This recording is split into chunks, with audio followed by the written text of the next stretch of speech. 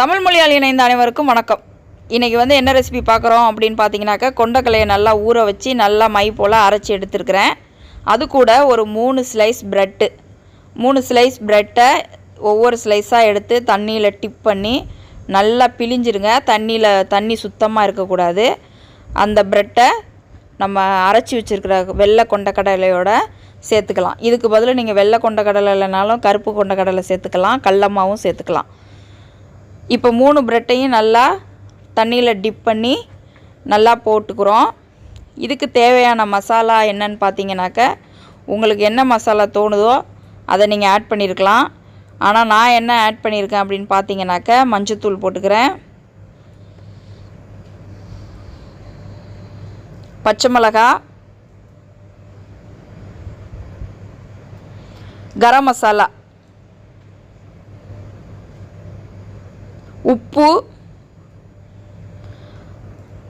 இது பார்த்தீங்கன்னாக்க ஓமத்தை நீங்கள் தண்ணியில் கரைச்சி கூட சேர்த்துக்கலாம். ஆனால் தண்ணியில் கரைச்சி சேர்த்திங்கனாக்கா மாவு ரொம்ப தண்ணியாயிரும். அதனால் நீங்கள் டைரெக்டாகவே போடுங்க.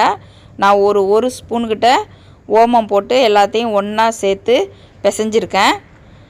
நீங்கள் இன்னும் நம்ம சேனலை சப்ஸ்கிரைப் பண்ணலைன்னா சப்ஸ்கிரைப் பண்ணிடுங்க. கூடவே வர பெல் ஐக்கானை தொட்டு விட்டுருங்க. இப்போ நம்ம பிசைஞ்சு வச்சுருக்கிற மாவை உங்களுக்கு பிடிச்சமான ஷேப்பில் நீங்கள் உருட்டியோ இல்லை வடை மாதிரி தட்டியோ போடலாம். இதை ரெடி பண்ணிவிட்டு நம்ம எண்ணெய் நல்லா காஞ்சதுக்கப்புறம் அதில் போட்டு பொரித்து எடுத்துட வேண்டியதான். சூப்பரான ஈவினிங் ஸ்நாக்ஸ் ஒரு டீயோட அட்டகாசமாக இருக்கும்.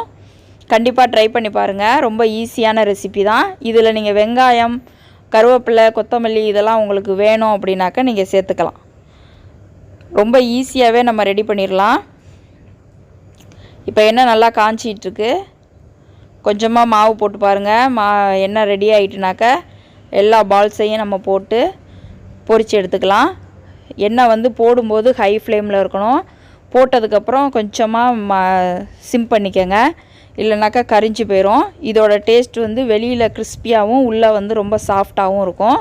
ரொம்ப ஹெல்த்தியாகவும் இருக்கும். இது சில்லி சாஸ் கூட சூப்பராக இருக்கும். இந்த மாதிரி எல்லா பாலையும் போட்டு எடுத்துக்கலாம். ரொம்ப பொறுமையாக போட்டு எடுங்க. இது மாவெல்லாம் பிரிஞ்செல்லாம் போகாது எண்ணெயில். நல்லா சூப்பராகவே வந்துருந்துச்சு. கண்டிப்பாக ட்ரை பண்ணுங்கள்.